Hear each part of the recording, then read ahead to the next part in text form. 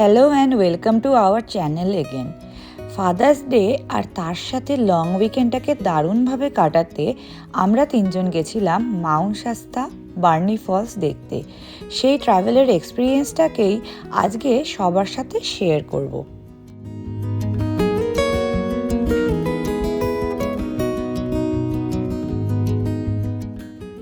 ঘোরাঘুরি করার থাকলে সেই সমস্ত প্ল্যানিং আর হোটেল বুকিং ইউজুয়ালি আমিই করে থাকি।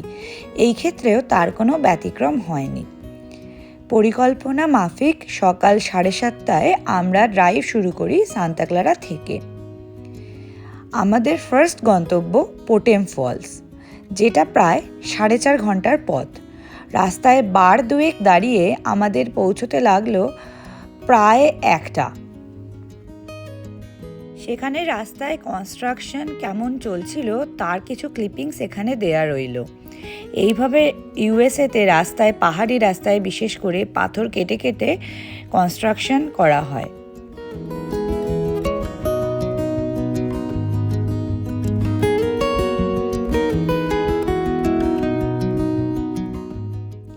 বার্নি ফলের মতো অতটা পপুলার না হলেও পোটেম ফলসটাও ভারী সুন্দর। মাত্র 0.6 মাইল আউট অ্যান্ড ব্যাক, মানে পার্কিং লট থেকে 0.6 মাইল হাঁটলেই পোটেম ফলস ঘোরা হয়ে যাবে। alltrails.com ওয়েবসাইট থেকে আগে থেকেই দেখেছিলাম যে এই ট্রেলটাকে মডারেটলি চ্যালেঞ্জিং বলে ট্যাগ করা, and it should take 19 minutes to complete. Main রাস্তা থেকে পোটেম ফলের রাস্তায় নামতে গেলে কিন্তু গাড়ির একটুখানি বিপদ রয়েছে, কারণ অল হুইল ড্রাইভওয়ালা গাড়ি যদি হয় তাহলে মোটামুটি ভালোভাবে চালানো যাবে। আদারওয়াইজ রাস্তাটা পিচের তৈরি নয় বলে, অনেক গ্রেভেলস আসছে বলে একটু সাবধানে ধীরে সুস্থে গাড়ি চালাতে হবে। পোটেম ফলস সবচেয়ে ভালোভাবে দেখতে চাইলে আসতে হবে স্প্রিং অথবা উইন্টার, মানে শীতকাল। আর গরমকালে এখানে এলে সুইমিংও করা যাবে।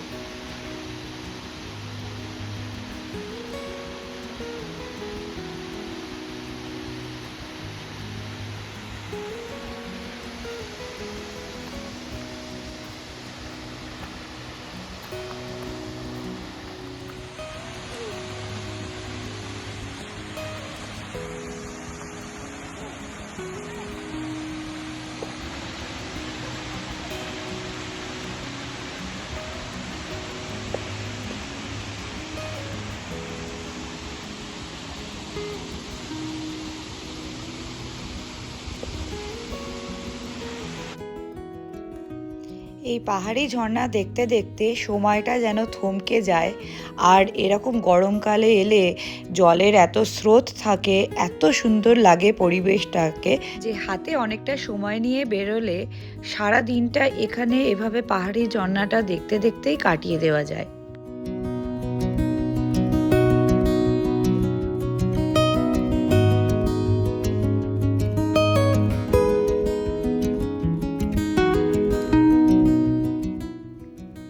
পাহাড়ি ট্রেল ধরে ধরে অনেক মানুষই নিচে একেবারে ঝর্ণার কাছাকাছি পৌঁছে গেছেন।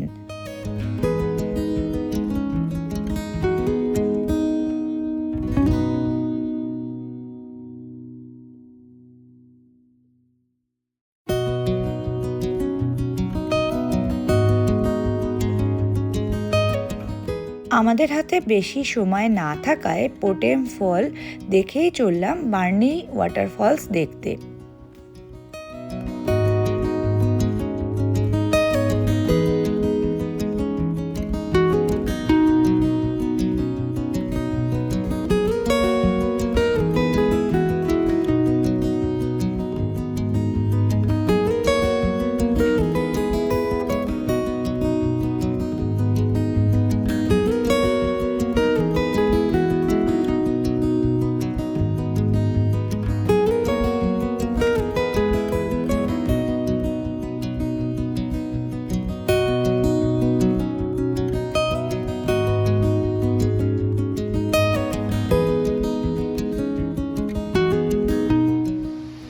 কোটেন ফলস থেকে বার্নি ফলস যেতে সময় লাগলো 1 ঘন্টা।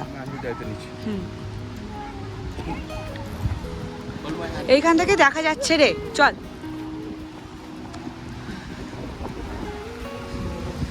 দেখ খাওয়া দিচ্ছে।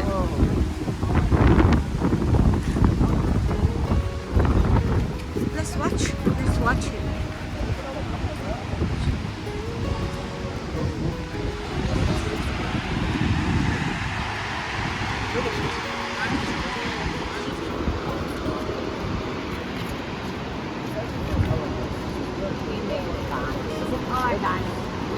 So get out of here, bro.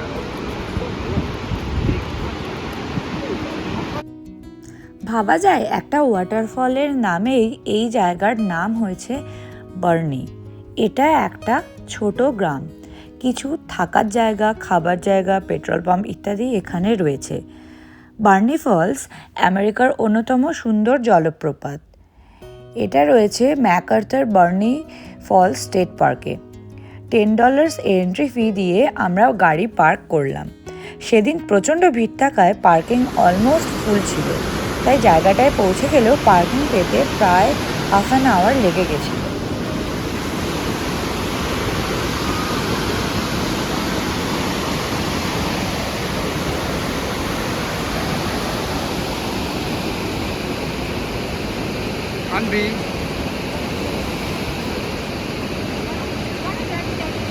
April থেকে অক্টোবর মাসের মধ্যে এলে বার্নি ফলে প্রচুর লোক আসে, সেই জন্য বেশিরভাগ উইকেন্ডেই পার্কটা একেবারে ক্যাপাসিটিতে ভর্তি থাকে, মানে এন্ট্রান্স পার্কের ভেতরে পাওয়া অসম্ভব হয়ে দাঁড়ায় যদি আগে না আসা যায়।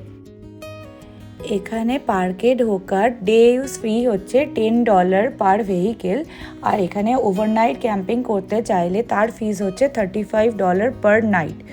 কিন্তু জায়গাটা এত বেশি পপুলার যে ক্যাম্পিং সাইট পাওয়া খুবই দুঃসাধ্য ব্যাপার যদি না অনেক আগে থেকে প্ল্যান করে আসা যায়। এই ওয়াটারফলের হাইট হচ্ছে 129 ফিট, আর এখানে নাকি 379 million litres per day of ওয়াটারের ফ্লো হয়ে থাকে। আমেরিকার প্রাক্তন প্রেসিডেন্ট থিওডর রুজভেল্ট যখন বার্নি ফলস দেখতে আসেন তখন তিনি এটাকে 8th wonder of the world বলে সম্বোধন করেছিলেন।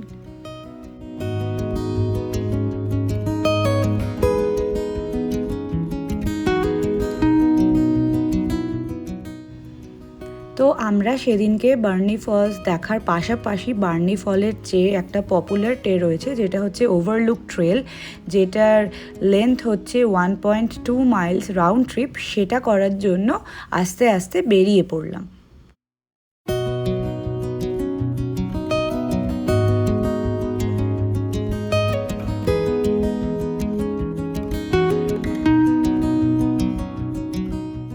লং উইকেন্ড হওয়ার জন্য সেদিন অসম্ভব ভিড় ছিল, আর বে এরিয়া বা ক্যালিফোর্নিয়ায় ইন জেনারেল এত বেশি সংখ্যক ভারতীয়রা থাকেন যে ওয়াটারফলের কাছাকাছি যখন পৌঁছলাম তখন বোঝা যাচ্ছিল না যে এটা কি আমরা ইউএসএতে আছি নাকি ভারতের মধ্যেই কোনো জায়গায় আছি।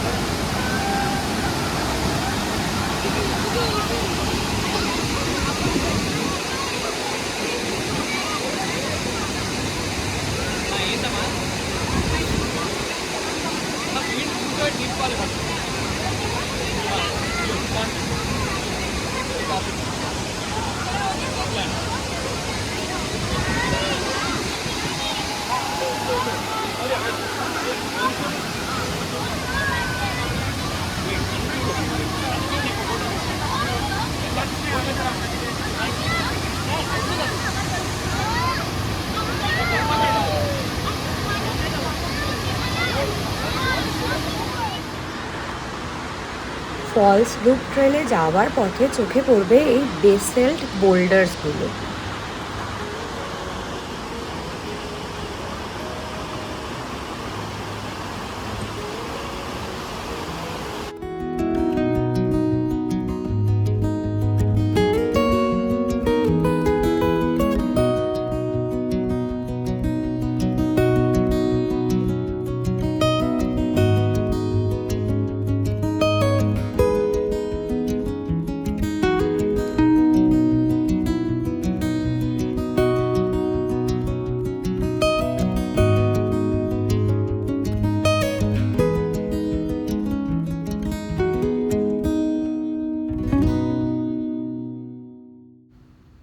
এই ট্রেলগুলোর ধারে ধারে মাঝে মাঝেই সাইনবোর্ড চোখে পড়ে, যেখানে বলা আছে যে কোন ট্রেলটা কোন দিকে পড়ে এবং কতটা ডিস্টেন্স। তাই সেই ইনফরমেশনগুলো খুব সহজেই ডিসাইড করে নেওয়া যেতে পারে যে সেদিনটা কিভাবে কোন দিকে যাওয়া যায়।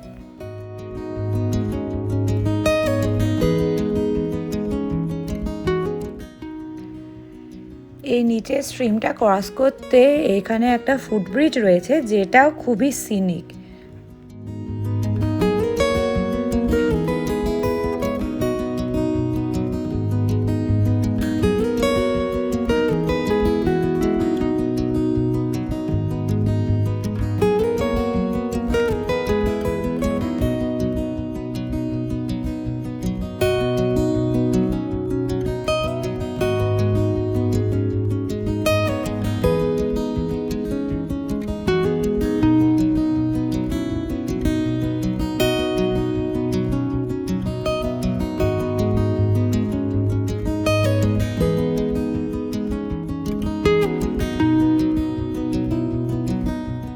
আবার রাস্তায় চলার পথে ক্লান্ত হয়ে পড়লে এখানে বসার ব্যবস্থাও রয়েছে।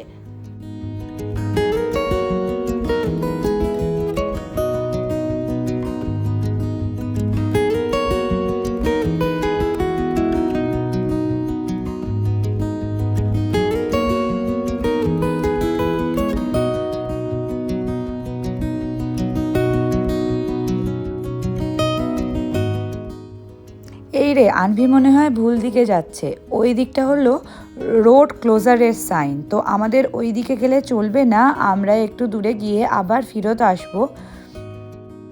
তো পাশের এই সরু রাস্তাটা ধরে ট্রেলটা কন্টিনিউ করতে আমরা উঠে গেলাম আবার এদিকটায়।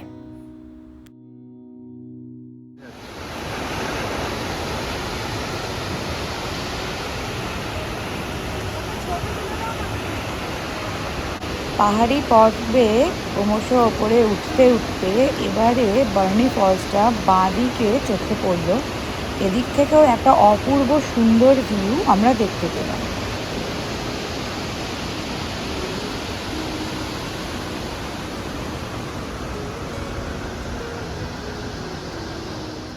চলো।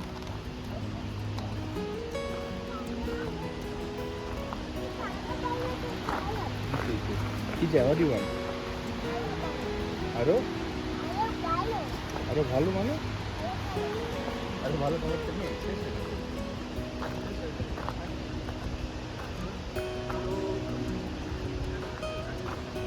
এবার কি চেক পয়েন্টটা বন্ধ হয়ে গেছে? আমরা পুরো ট্রেলটাই অলমোস্ট কমপ্লিট করে ফেলেছি, সেই জন্য কাছেই দেখতে পাচ্ছি আবার পার্কিং লটটাকে। বেশ সুন্দর তো।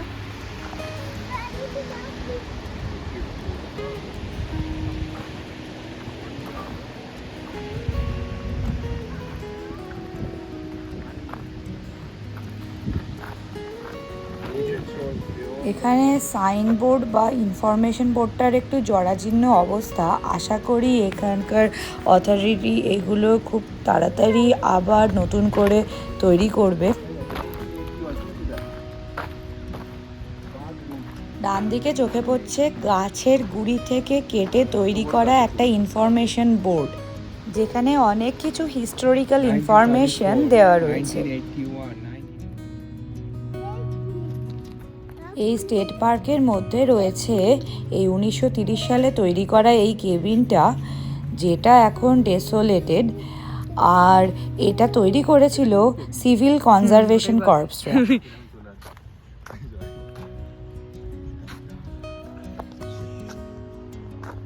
আমরা সেদিন পার্কিংটা একটু ভেতরের দিকে করার জন্য আস্তে আস্তে আবার এগিয়ে গেলাম ক্যাম্প সাইটগুলোর দিকে। এইখানেই কোথাও আমাদের গাড়ি আসে।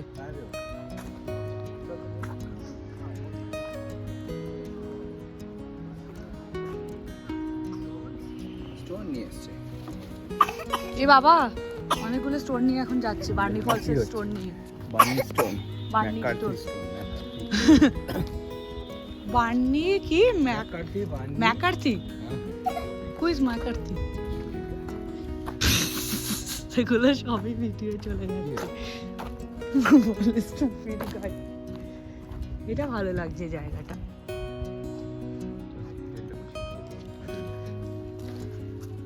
কেন ভাই এত শখ নেই আমার সকালবেলাতে দেখা?